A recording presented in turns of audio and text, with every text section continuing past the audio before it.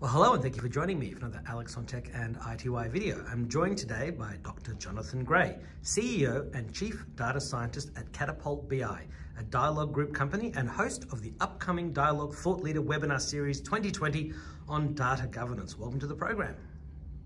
Thanks, Alex. So, John, before we go any further, can you please tell us a bit about Catapult BI and what it does in 2020 and how this has evolved since Catapult BI started I think, was it 2004? Yes, about then, yeah. So Catapult BI were the specialised data management service brand of the Dialog group of companies. So if there's any project in Dialog that requires specialised data expertise, we provide that expertise to the project. And yes, it started around about 2004, 2005 in Brisbane and has been with Dialog group for about 7 or 8 years now.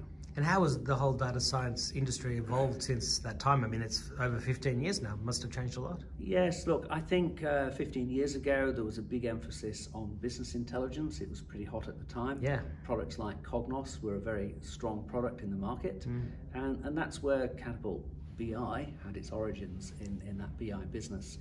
Since then, the business has evolved to cover just about everything data. So data warehouse, data lake, as well as the business intelligence, data science, data engineering, data preparation. So it has a very broad portfolio of professional services that it can bring to bear on different kinds of projects. And now we've got artificial intelligence and machine learning, which must have given the industry a tremendous boost. Yes, and it's probably still learning how to take advantage of it. It has, although personally, I've been in that area for a long time, so going back 30 years or more.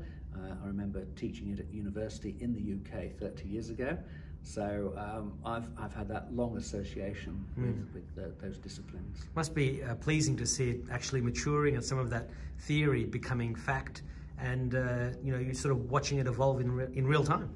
Yes, it is. It's very encouraging, although some of the fundamentals haven't changed. Many of the fundamental algorithms are still the same. They're tweaked a bit, they run a bit faster, we've got more powerful hardware. But those who've been working in the field for some decades, there's not a lot of catch up to do. So what sparked your interest in technology and data science? And for those wondering, how would you describe the role of being a data scientist? Well, I guess my interest in technology and science has been near lifelong. So as a child, I remember the Apollo space missions and the moon landing, and that sort of inspired me. I wanted to be an astronaut when I grew up. I didn't become an astronaut, but I became a data scientist instead. Not quite as the same, but in terms of the data side of the house, that was really when I was doing my master's and PhD back in the 1980s, and that's where I got a sort of deep involvement with data. So Dialog has hosted a range of thought leader seminars in 2020, with the latest due on Thursday, the 19th of November at 1 p.m. Australian Eastern Daylight Time on data governance. And you're the host, so can you please tell us a bit more about this free webinar, the Data Governance Wheel, and why data governance is so important for regulated industries and the public sector? Yeah, so data governance is one of the sort of fundamental practices of data management, along with things like metadata, data quality, master and reference data. These practices of data management are succinctly described in what's called the Dharma Wheel, and in that wheel these practices are identified, and sitting in the middle, the hub of that wheel, is data governance. Data governance is essentially the rules of the road, what you should and should not be doing with data in your organisation. And would it be true to say that not enough people are following the rules, or they're sort of implementing them in creative ways, and they sort of need to be brought back to what the rules should be? Yes, look, I think sometimes people get carried away with the destination, where they want to be, but the analogy is if you're going on a journey by road, you have a map and compass and GPS to guide you to where your destination is. But along the way, you don't want to have an accident, you don't want to crash into other vehicles. So we have the highway code, or rules of the road. And those rules of the road tell us which side of the road to drive on, how to go around a roundabout, how to give way. And to some extent, data governance is like the rules of the road. It doesn't matter where your personal journey is going to in terms of your data and analytics destination, but you certainly have to follow the rules of the road, otherwise you'll have an accident. And I'm imagining that these data governance rules have evolved over the past 20 or so years to become more sophisticated and mature. They are, but they're still relatively simple and easy to understand. Just as the highway code or the rules of the road, which side to give way and overtake and so on. And you'll be explaining all this in more depth during the webinar itself. That's right, yes. Yeah. So what are some of the clients or industries you can talk about in Australia and elsewhere that are implementing these strategies and making a material difference to their businesses? So look, we work with clients both large and small. Some of the largest ones in Australia would be like Defence, Services Australia, formerly DHS, we work there. But also some very tiny organisations. We work with small local government councils. In Melbourne, Stonnington Council is one that we did some data governance work for.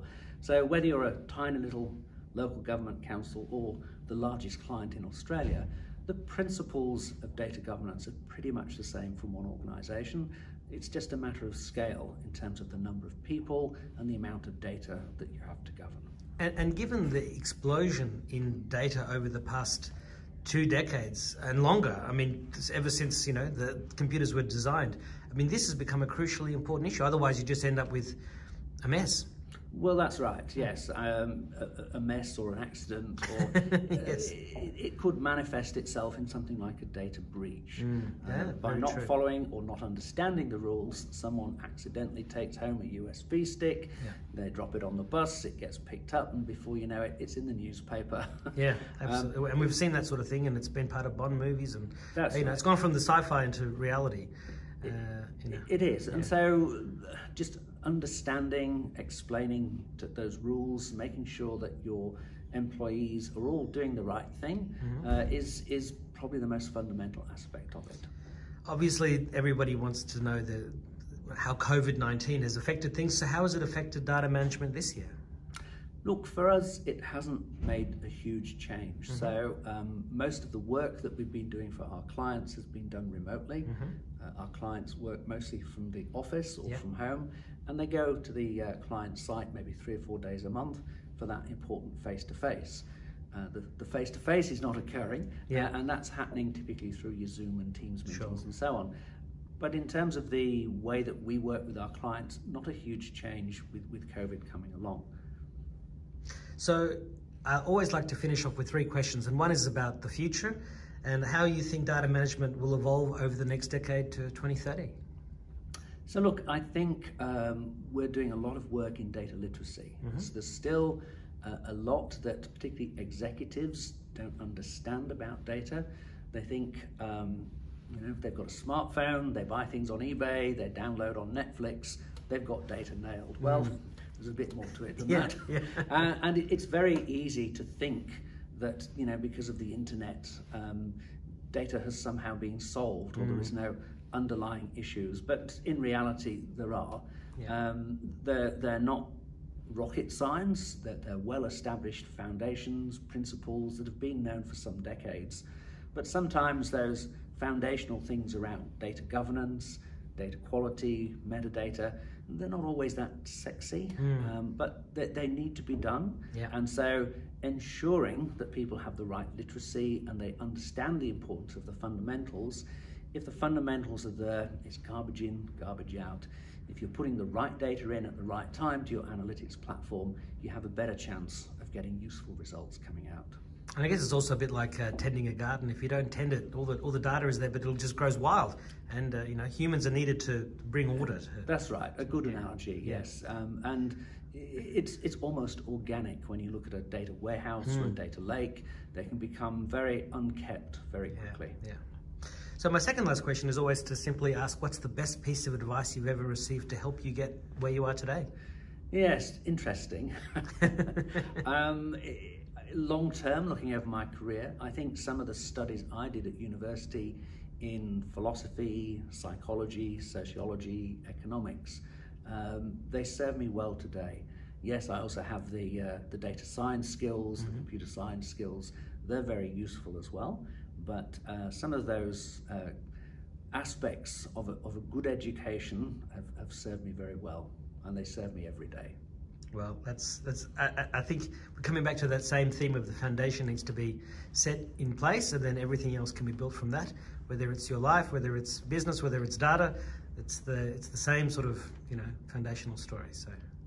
So my final question is simply, what's your final message to iTWire viewers and readers, and to Catapult BI and Dialog customers, and to those attending your data governance webinar this Thursday, the 19th of November at 1 p.m. Australian Eastern Daylight Time? Look, I'm trying to make it as simple, entertaining, but meaningful as possible. Data governance is not a particularly difficult topic to understand, but it is important. It's one of the most important aspects of data, good data hygiene. It's a bit like brushing your teeth. Or COVID hygiene. Or COVID hygiene, good one, yes it is. So yes, it's not always the most sexy thing, it's not always the most exciting, flashy, new shiny bauble that people get excited about, but without those sorts of aspects of data hygiene, you're going to catch a cold, or a flu, or worse, and you really don't want to be in that sort of pickle. And the webinar is free, and it's about 30 minutes? That's right, yes. So I recommend you go. Thank you very much, Dr. Jonathan Gray, for your time, and I hope we can talk again in the future. Thanks, Alex. Thank you.